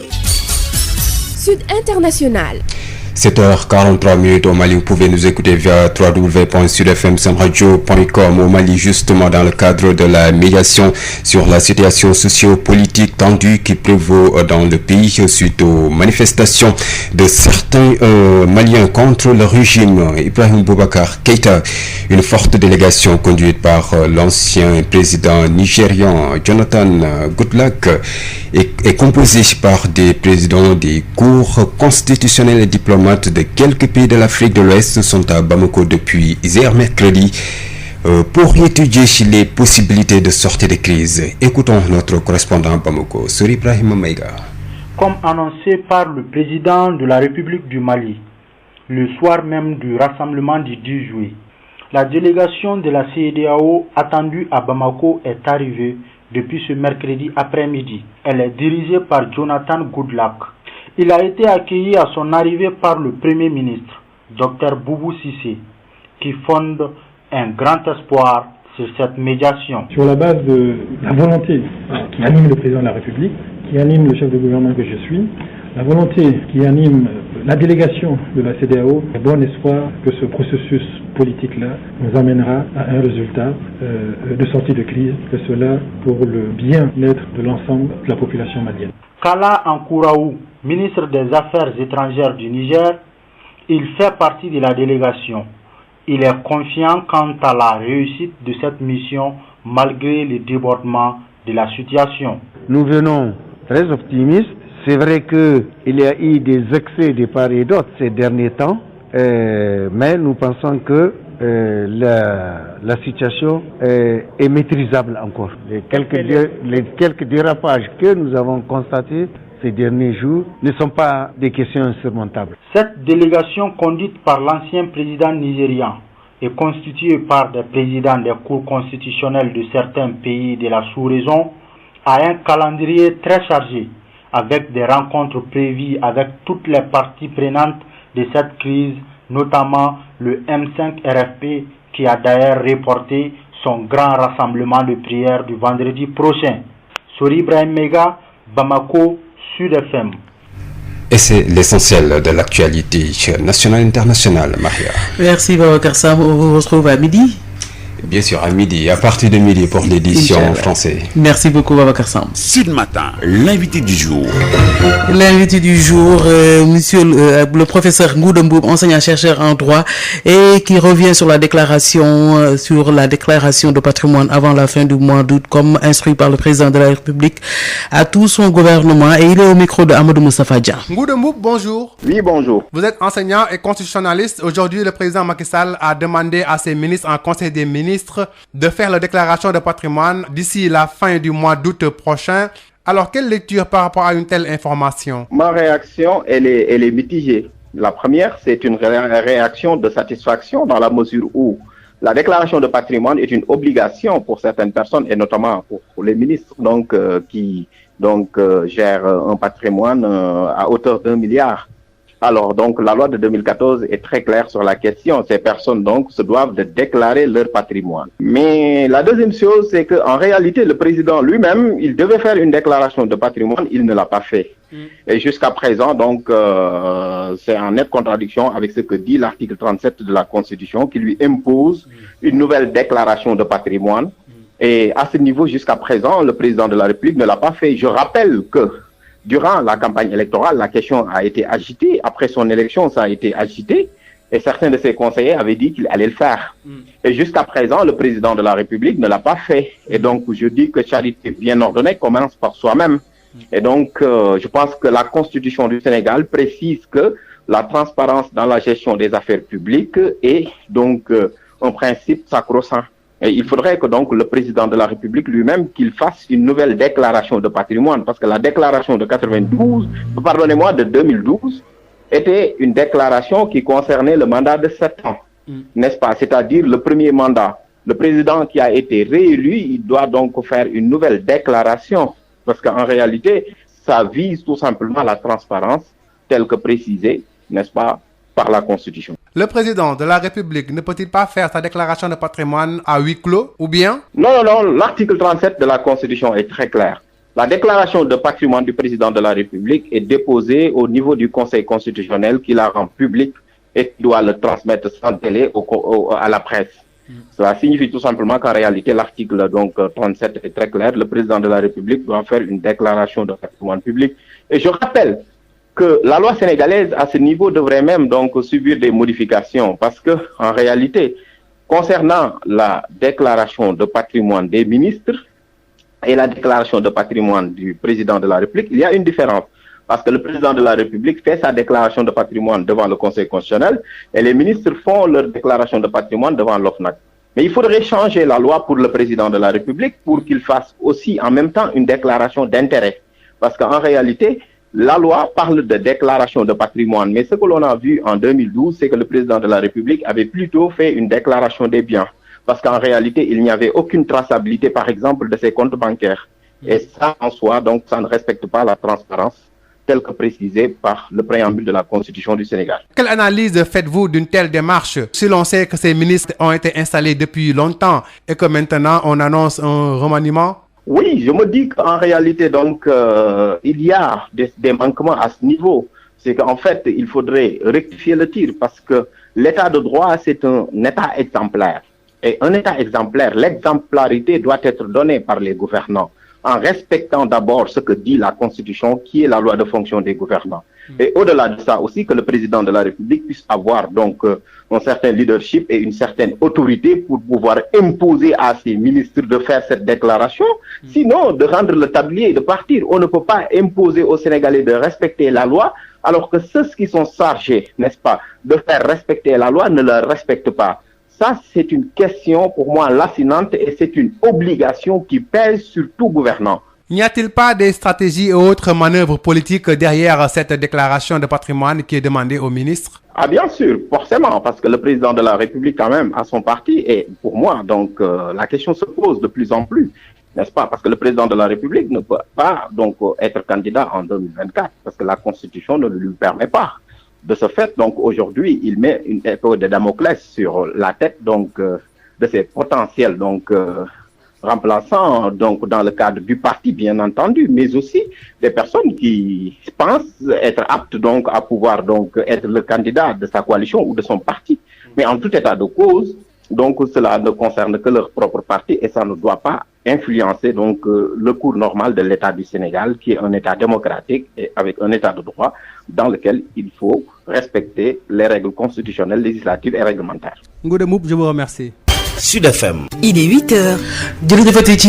saxoog ngeen saxoo di wétale ko Sud FM seen rajo juróom-ñetti waxtu jot El Hadj Maodo Faye teew ci studio bi ngir xibaari ñaareel bi pàcc ci yaatal salaamaaleykum. waaleykum salaam Maria. xibaar yi ñu fas yéene koo tàmbalee grève boobu nga xam ne mu ngi wéy ci wàllum justice. waaw liggéeykat yooyu nekk ci syndicat bi nekk ci wàllu justice ci wàllu yoon ñoom ñoo xappateeti ñaari fan yàlla yoo xam ni dañ fas yéene dem ci garaw te dañ koy dàbbaliyaat ci diggante alxames ji tey jàpp àjjuma fukki fan ak juróom-ñaar ci weer wi liggéeykat yi justice yi nag ñoom nee ñu rek am na weer yàllaa ngi nii daanaka ñu nekk ci loolu te duñ ci dellu gannaaw ñoom nag wax nañu ne daal tam banque nañu rek daal di ngoye te bëgguñu koo ngoy itam waa justice nag ne daal liggéeykat yi ñoom leen rek dañuy fàttali daal ne règlement lañ bëgg rek ci protocole bi nga xam ne jotoon nañ ko xaatim ci seen diggante gouvernement bi loolu kañ la woon fukki fan ak juróom-ñaar ci weeru octobre ci 2018 ba léegi àll na seen ndaw ñu ne bu fekkente ne loolu am na te ñoom bëgg ci saafara naruñu ko cee def kon lu ko loo xam rek na ko rogantee doomam li aju ci li nga xam ne moo di ñeenti téeméer ak juróom fukk ci ay millions suñuy koppar yoo xam ne yi ñuy dawal moto Jakarta yi nekk fële ca Thiès ñoom ne ñu yeex na lool ndax kat ñoom di ñoo jàpp ne ci Covid 19 bi am na ci lool dafa waroon dem ci seen i mbir waaye dafa mel ne mbir mi dafa sakku te ñu am ci ëlëmu nag mu jaaxal leen lool Assane Jigéel mi nga xam ne moo yore wàllu communication ci fédération boobu nga xam ñoo nekk ci moto yu Jakarta yi fële ca Thiès waxtaan na ci ak Babacar Ndaw di wax jërëjëf njiitu réew mi mais di ko xamal rek que ni jotaguñu xaalis boobu ba léegi 450 millions jotaguñ ko ndax bañ ñu ko waxee léegi le 11 juin bi passé woowlu woon nañu ci ministère de transport bañ fa demee dañoo demoon pour toog waxtaan ak cabinet ministre bi toog nañoo cabinet ministre bi nag waxtaan nañoo ak ñoom ñu échangeante ay kàddu ci lu bari waxtaan ci lu bari mais yàlla dafa def ni ñoom aussi li ñu waxtaan ak ñoom booboog léegi ñu ngi toog di déglu mais amagul li tànk ñu leen di wax ni lii nga xam ni président moo ko yëkkati jagleel ko nee na ñi nga xam ni ñooy dawalkat jakataay te dawalkat jakataay moom nee na famille am la loolu day loo xam ne ñun dañ koo moom ñuy wax gars yi ni loolu la ñuy déglu di ko xaar parce que ñoo ko moom dañu ko war a jox amul protocole amul lenn président moo ko jàppalee nit ñi ci wàllu feebar bi mbas mi duggoon fii ci dëkk bi dugg ci Sénégal yëpp dugg ci àdduna yëpp rawatina biir Sénégal gi ñu toog ñetti weer xale yi dawalu ñuy moto defuñu dara te ay père de famille ci nekk président génne loolu jox ñu ko doon xaar jot ko pour dugal ko ci ay projet ndax mu mën a jëriñ ñëpp boobu léegi nag ñu toog di xaar jotaguñu dara muy loo xam ñu ngi koy mettutlu di wax ministre bi ni cabinet am recevoir nañu mais moom ci boppam non seulement war nañu recevoir mais dafa war a gaaw activer suñu xaalis parce que ñun joxuñu ñu dara du ay masque du ay wàllu gel alcoolique du ceeb du suukar du dëwlin du dara doxoon nañu recensé xale yi ci Thiès yëpp ak yi ci Sénégal yëpp di xaar loolu boobu léegi te alors nii tey yégg nañ ni mi ngi ñëw Thiès pour war a jàppale chauffeurs yi ci lu jëm ci ni ay kit alimentaire ak yooyu waroon na ko parce que chauffeurs yi njabootam la mais jakartaay tamit njabootam la bu ko defee ci chauffeurs yi rek waroon na ko def tey ci jakartaay waaye ñun loolu lépp mën nañ koo muñ fédération bi taxaw na ci tànku muñ loolu lépp li nga xam ne nag mënuñu koo muñ te dañ koo yàkkamti soxla ko mooy sunu xaalis ñoo ko moom président de la République moo ñu ko may dawalkat jakartaay teg ci ndax loolu dama ko far ci wéyu nag te maa ngi ko faree woon ci seen biir ñoom ñu ni président non seulement da koo maye mais ba mu joxee som boobu dafa ëlbatiku ni ñu bëri dinañ ni li tax ma jox jakartaay 450 millions maa ko xam ndax sama njaboot lañu te dama leen a bëgg nit nag boo waxee loolu damaa yaakaar ni ñoom dañoo war a gaaw exercer wooñu yëkkati xaalis boobu teg ko ci ki nga xam ne mooy président de la fédération nationale des conducteurs de vélo taxi Jakarta du Sénégal ñoom. jërëjëf ñu ngi lay jaajëfal bu baax a baax ci wàllu coowal suuf ci la ñuy daal di dem ci diwaanu Ziguinchor coow li dafa ne kur foofule ndax bu nu xaymaa ba xaymawaat lu fay faral di am la Ignace Ndeye loolu tax na sax ba wàllu suuf nekk li nga xamante ni lu doy waar la fii ci diwaanu Ziguinchor wàllu suuf fii ci diwaanu Ziguinchor di faral di indi coow ci commune Ziguinchor yenn jafe-jafe yu bàyyeekoo ci wàllu suuf tax na sax ba ay espace vert ak i espace réservé kenn gisatu ko fii ci yu bëri ba tax na mairie dañ koy faral di joxoñ waaye ñuy dàq bépp tuuma ci jafe-jafe yu bàyyeekoo ci wàllu foncier ñoom ñiy jàpp ni litige foncier yi mairie bi moom musu see dugal loxoom naka la ko kii di Abdoulaye Baldé daal di préciser moom miy jotoon a artu ñi nga xamante ni ñoom lay liggéeyal ci kàddu kàddu yu ni mel du ma protéger kenn ki nga xamante ni dugal na loxoom ci wàllu jafe-jafe wàllu suuf fii ci diwaanu Ziguinchor li ni mel mu daal di ko woon xamle ba tax na jafe-jafe yu bàyyeekoo ci wàllu suuf law na ba ci ñaagis bu ñu jàpp ni sax am na yenn ci askan bi ñu ngi am na yenn ci askan wi fekk baax foofu ñu ngi ŋàññi doxalinu mairie ci wàllu lotissement yi nga xamante ñu ngi koy amal foofu jafe-jafe yu ni mel sax indi na coow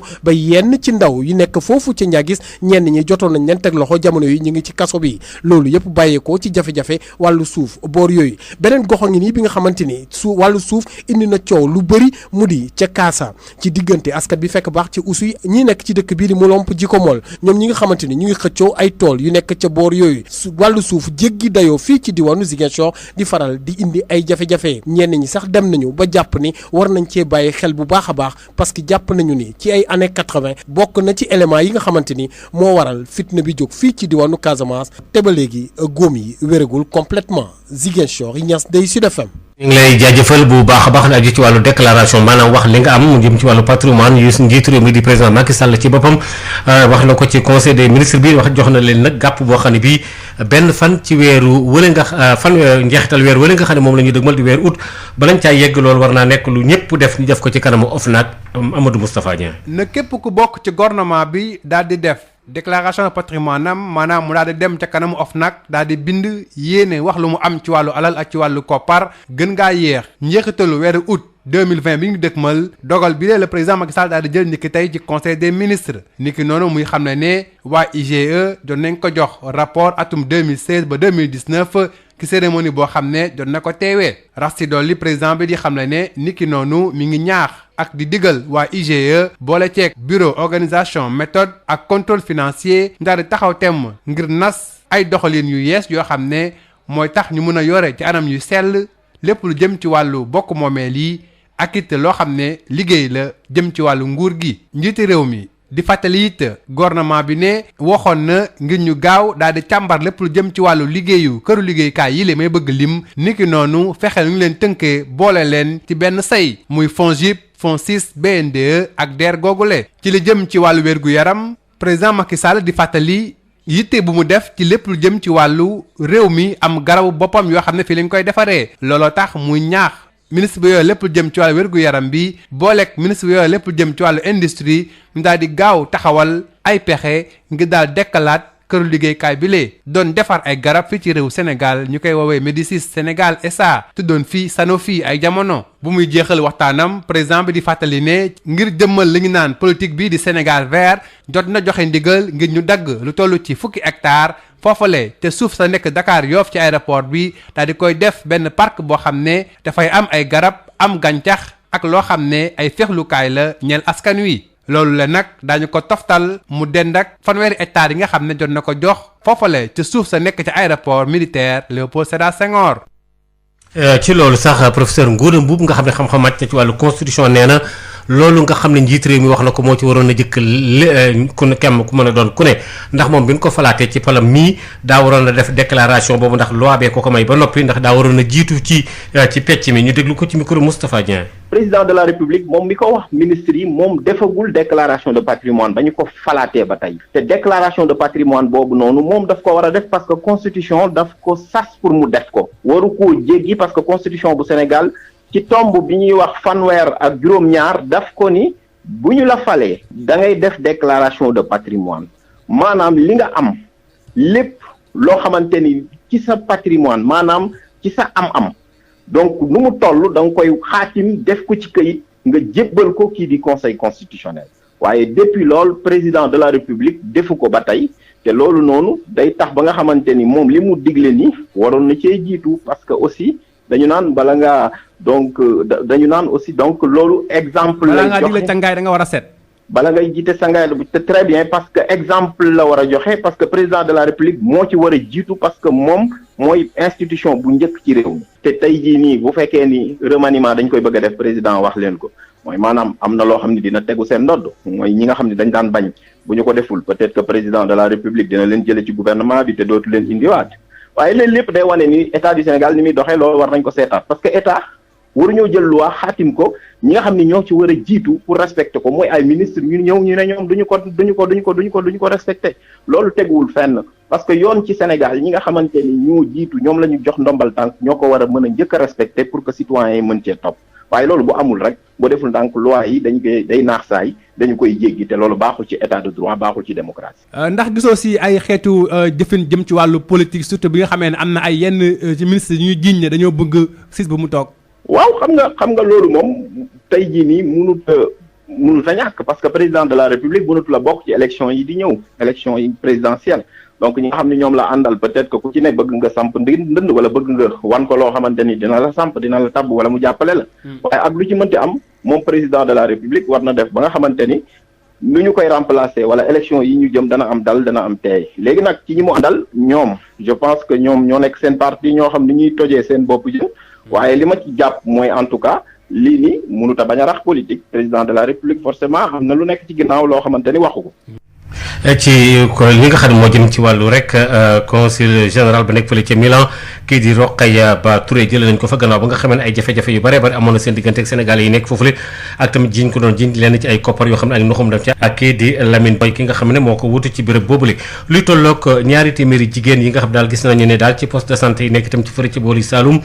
ak Siin nga xam ne daal dañ leen doon ñaax daal ñuy dem ci béréb bi l'hôpital yi am na ci ñooñu nag ñaari ci kër yi lañ ko defee te loolu mën na indi bu fekkee dañoo wan lor ay jafe-jafe Ngor Sarr. bajanu gox yi nekk ci Diaoulé de am na liggéey bu am solo bu ñu def ci wàllu wérgu yaram ci commune boobu nekk ci département bu Fatick ñu amaloon campagne bu am solo doon ci ñaax jigéen ñi ñu mën a farlu ci li nga xamante ne moom mooy seeni visite laata ñuy am doom ak it ñu mën a bay di amee doom ci kër ga ndax lu mu leen mën a jural waaye itam ñu mën di yóbbu seen doom ca poste de santé ba pour ñu mën leen di ñàkk ba tax ñeenti téeméeri jigéen jot nañ dem ci poste de santé boobu diggante mars ak décembre atum 2015 muy ay jigéen ñu wërul ak ay jigéen ñuy nampal ak itam ñu fa yóbbu seeni doom ba tax indicateur yi ñu amee ci Diaoulé moo ëpp indicateur yi am ci yeneen ñeenti zone yi nga xamante ne mission ONG ACDEF di action et développement jot na ko xool ci njeextalu projet bi nga xamante ne teg na ko fi ñaar fukki bajanu gox ak juróom benn yi nekk ci commune bu Diaoulé dañ leen joxoon ñeenti millions financé leen pour ñu mën a def résultat yi ni mel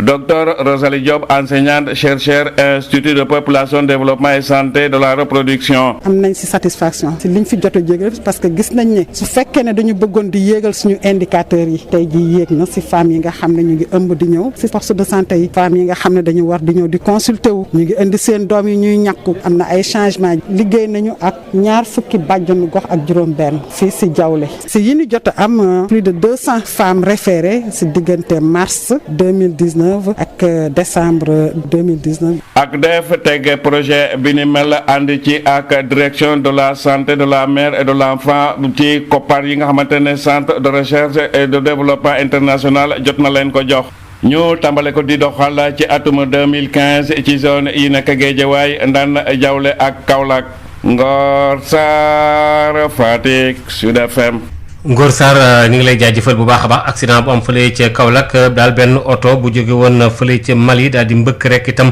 ku doon dawal benn moto Jakarta mu nekk mbir mu doy waar Aboubacary Mbodj di professeur bu philosophie ci lycée ba nga xam moo nekk ca kawoon waxtaan ci ak Mamadou Camara.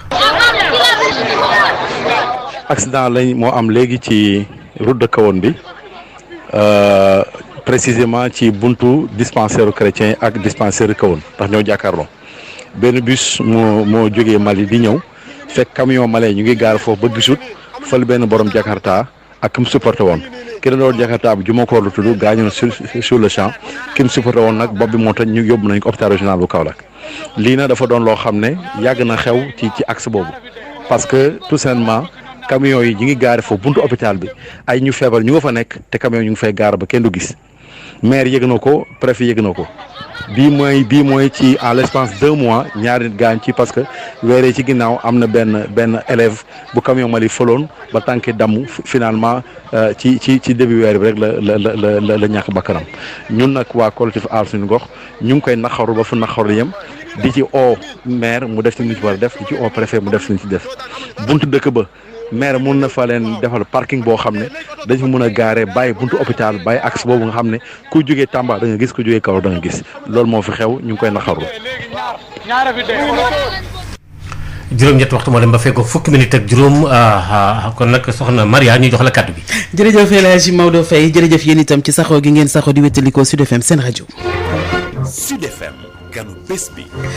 ganu bés bi tey di professeur Ngouda Mboup enseignant chercheur en droit moom nag mu ngi àddu jëm ci li nga xam ne moom le président de la république wax ni ñëpp ñi nga xam ne ay ministre la ñu nañu dem déclarer seen patrimoine maanaam li nga xam ne moom la ñu am ñu déclarer ko ki nga xam ne moo di professeur Ngouda Mboup mu ngi ànd ak Amadou Moustapha Dieng. Ngouda Mboup maa ngi lay nuyu. maa ngi lay fay. yow sax xam dafa màcc jëm ci wàllu constitution ak ni nga koy tënkee tey ci conseil des ministres président Macky Sall daal di digal ministre mi daal di def déclaration de patrimoine maanaam ñu wax daal di koy bind ci ay kayit seen am-am ni mu toll fii ak gën ngaa yéex njeexitalu weeru août bi ñu dëkkmal noo gisee boobu la xibaar. waaw xibaar bi dama ci jàpp ñaar bu njëkk bi mooy dama ci am contenté parce que bu ñu nekkee ci état de droit loi ñu jël ko xaatim ko pour que ñu respecté ko la surtout ñi nga xam ne ñoo ŋànk nguur gi. parce que loolu day jëmmal nguur loolu day tax nguur ba nga xam ni ñu respecté ko muy am li ñuy tuddee crédibilité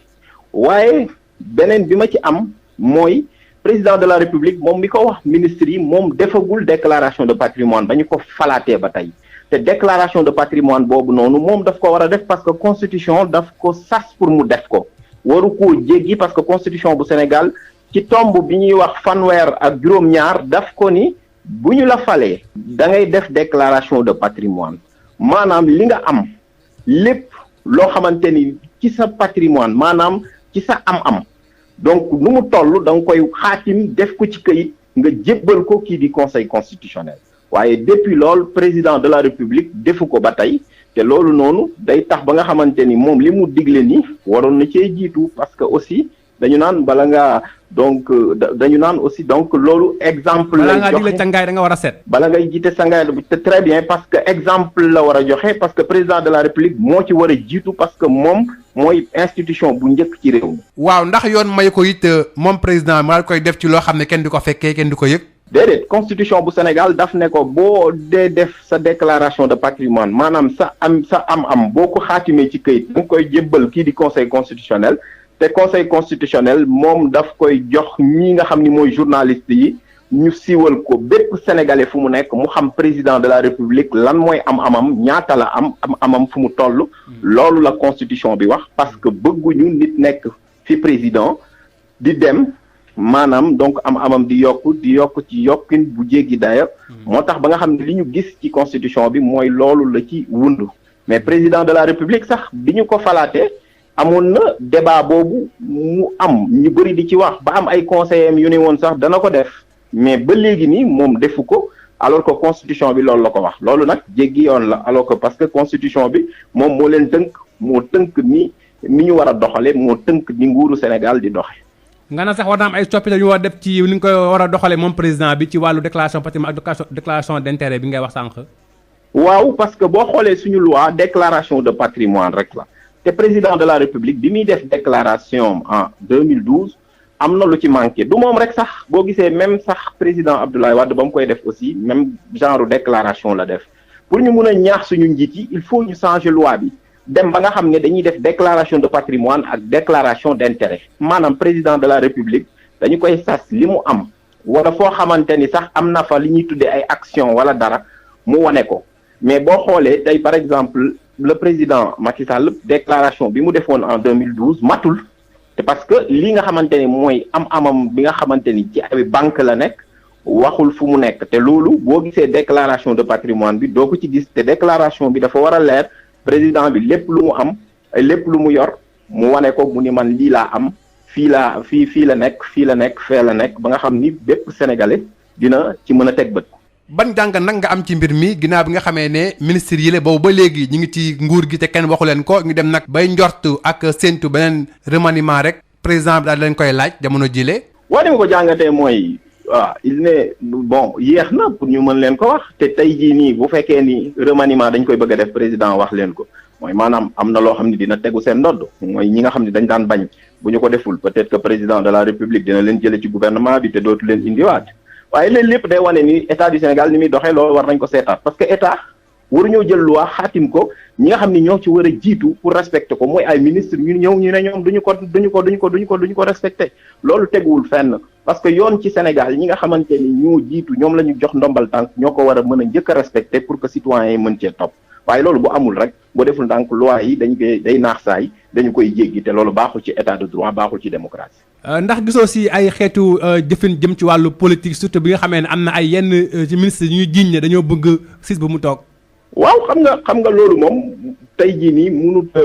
mënut a ñàkk parce que président de la république mënatu la bokk ci élection yi di ñëw élection yi présidentielle donc ñi nga xam ne ñoom la àndal peut-être que ku ci ne bëgg nga samp ndënd wala bëgg nga wan ko loo xamante ni dina la samp dina la tabb wala mu jàppale la waaye ak lu ci mënti am moom président de la république war na def ba nga xamante ni nu ñu koy remplacer wala élection yi ñu jëm dana am dal dana am teey léegi nag ci ñi mu àndal ñoom je pense que ñoom ñoo nekk seen parti ñoo xam ni ñuy tojee seen bopp jëm waaye li ma ci jàpp mooy en tout cas lii nii mënut a bañ a rax politique président de la république forcément am na lu nekk ci ginnaaw loo xamante ni waxu ko. jërëjëf Amadou Moustapha Dieng mi nga xam ne moo doon dalal tey gënu bés bi di ki nga xam ne moo di professeur Ngouda Mboup enseignant chercheur ñaar fukki simili ak benn noonu la ñu ko waxee moo tegewu ci juróom-ñetti waxtu bu ko defee rek ñu daal di wéy ci li nga xam ne rek moo di xibaar bi la yoon ànd ak Ajaratu Ndeye Mariam Ndiaye ginnaaw bi mu yëree yéene kaay lu ñu xëyee tey du ñu sori lool Sud Nutrition ginnaaw bi ñu fa bàyyeekoo ak ki nga xam ne moo Ndeye Khady Diop ak docteur Bintou Cheikh Seck Info Santé la ñu jëm delluwaat fële ca centre de transfusion sanguine nga xam ne nag fan yi dañoo xaw a manqué deret bu ko defee nag am ñoo xam ne ñu ngay dajaloo ay kuréel di leen daal di yóbbul di leen jàppale ci loolu mel na ni tey nag incha allah ñi fa fas yéenee dem pour jox leen ko mooy association des encadreurs de collectivités éducatives ñu ngi ci ànd ak Marie Rosalie Ndiaye. Yotox anti-moustique mooy aar mag ak ndaw ci bépp matu-matu yoo am na booy piis ci rideau yére ak moustiquaire ak booy diw ci yaram. Val d'Afrique moo leen di may seen journal de la santé. dal leen ak jàmm kuréel gi ñuy woowee ASS di association des encadreurs de collectivités éducatives mooy amal ci alxames gi ab journée de don de sang boo xam ne dinañu ko tëgg ca ministère de la jeunesse seen bëbët nag moo di fexe ba jagleel centre national de transfusion sanguine lu ëpp téeméeri poche de sang ci jamono ji nga xam ne dañu koy soxla loolu ñu teewlu kàddu yi Serigne Saliou Simal bokk ASS di directeur de collectivité éducative. dañoo seetlu ne fii réew mi toll depuis ba mbas mi duggee ci réew mi ba léegi ñu bëri dañoo xaw a ragal ndax dematuñ sax fi nga xamante ni mooy hôpital pour consultation donc su don de sang su ministère bi wootee laaj ndimbal pour ñu may ko ay don de sang ñun suñu association bi nga xamante ni pratiquement lépp lu ñuy def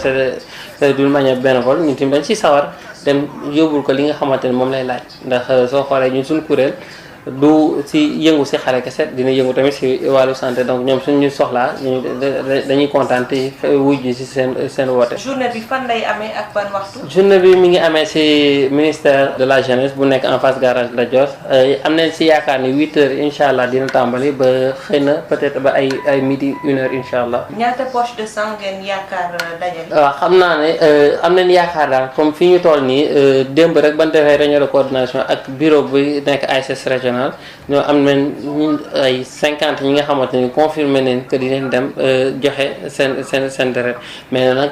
duñ yem si ñooñu kese ndax am na ñi nga xamante ni ñoom ñooy liggéey ak waa ASS bëri na donc ñooñu saa yu ñu soxlaa ñun dañ daa dem ñooñu suñu leen soxlaa dañ ñëw te ñooñu joxewoon nañ seen accord que dinañ ñëw accompagner si activité bi donc am na yaakaar ni dinañ ñëw te dinañ am ay poches yu bëri. mu nekkoon kàddu yu Serigne Saliou Simal bokk ci ASS nekk it directeur des collectivités éducatives mbokk déglukat yi fii la ñu yem ak yéen di leen ñaanal bésub jàmm. Yotox anti-moustique mooy aar mag ak ndaw ci bépp matu-matu yoo am na booy piis ci rideau yére ak moustiquaire ak booy diw ci yaram. Val d'Afrique moo leen doon may seen journal de la santé.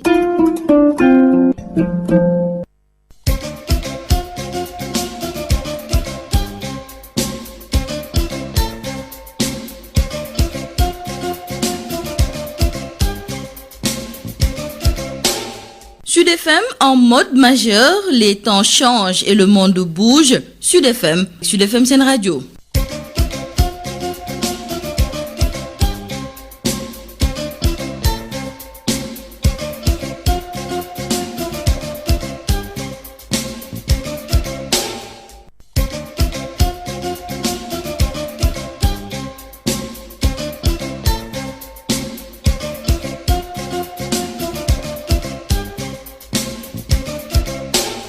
Sud FM en mode majeur, les temps changent et le monde bouge. Sud FM Sen Radio.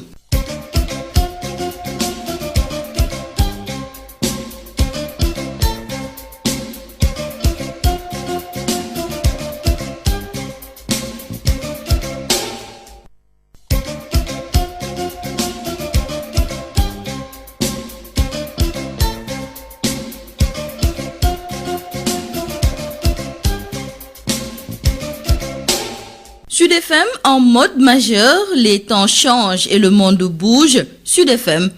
Sen Radio.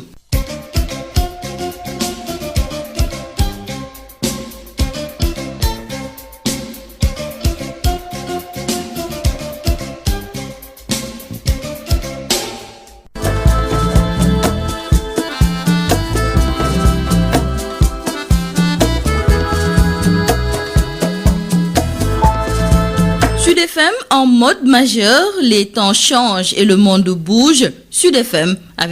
Sen Radio. La ronde de l'info, on est ensemble depuis 6h30 du matin. Merci encore une fois de nous avoir reçus. On va devoir se dire bye bye. Mais bon, comme promis hier, je vais vous donner l'exclusivité sur Sen Radio 98.5 Sud FM Dakar, le nouveau single que nous présente le label Rock Team Music. Rock Team Music qui d'ailleurs nous a fait découvrir beaucoup d'artistes, beaucoup de talents comme Jayla, Dior Mbaye entre autres. Mais surtout Cherifou et Job Sobren. Cherifou et Job Sobren d'ailleurs qui sont en featuring dans son nouveau single avec Wally Balago Seck.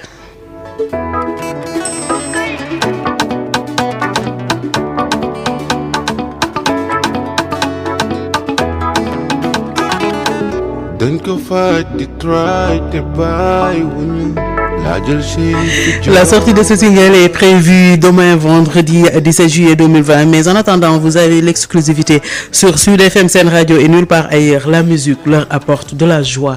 du bonheur, de l'épanouissement, mais surtout de la reconnaissance. Et ils nous en parlent. Cherifou, Job Sobren et Wally Seck nous en parlent dans Noélie. Et c'est en exclusivité sur Sud FM Sen Radio. Bienvenue sur Sud FM.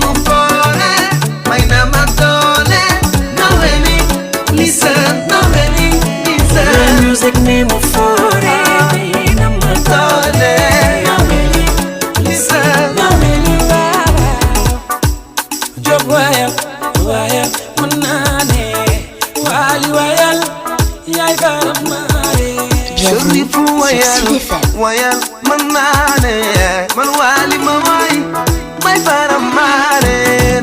Music tanko Job left Mujab Nalena. Latar bi ko mu jox la saga lu mu metti metti moom dina na waaw yéen a ngi koy dégg bu baax a baax lu bees tàq la nee naa leen Sud FM Sen Radio kese ngeen koy déggee tey ndax suba incha allah la war a génn ki nga xam ne moo di Cherifou Diop Sobren ak Wally Balago Seck boobu ba léegi ñu ngi koy xaarandi ñi ñu ko indal nag présenté ñu ko mooy waa Rock Team Music ñu xàmmee leen bu baax a baax ci ñuy fësal ay artistes yu am talent ay jeunes talent gis nañ ay ñoom Jayla Dior Mbaye waaye surtout Cherifou ak Diop Sobren ni ma ko waxee léegi rek suba incha allah le single bi di génn ñu ngi wéy Noélie nag ku ko dégg xam ne pulaar la waaye li ci neex mooy ñoom musique la ñuy waxal musique lim leen indil ci bànneex lim leen indil ci nit ñi ràññee leen lim leen indil ci ay soppe maanaam mbégte bu mu leen di indil loolu nañu ko waxee musique leen may doole moo tax wayandoo nañ ko ñoom ñett Cherifou Diop Sobren Wally Balago Seck Noélie.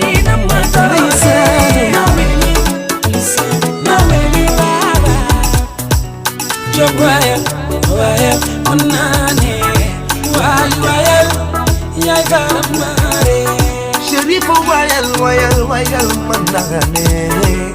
man waay may baraba yàgg nga ñu bees ci mélodie yàgg nga ñu indi ba ci géew bi yàgg nga ñu fecc loo ñu ko foore bànneex ngay boole dolli nga ñu sutura respect bi gën a see I like music but good music mooy fekk sa xol soxale ci man ni mu demee ak sama yoon ni mu bindoo nga war a gëm ni yàllay nangu yàllay dogal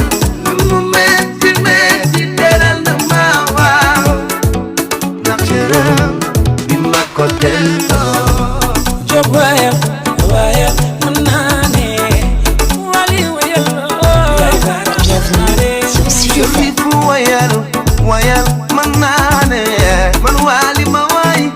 may para maareen ak di joboo degen baay dañ ko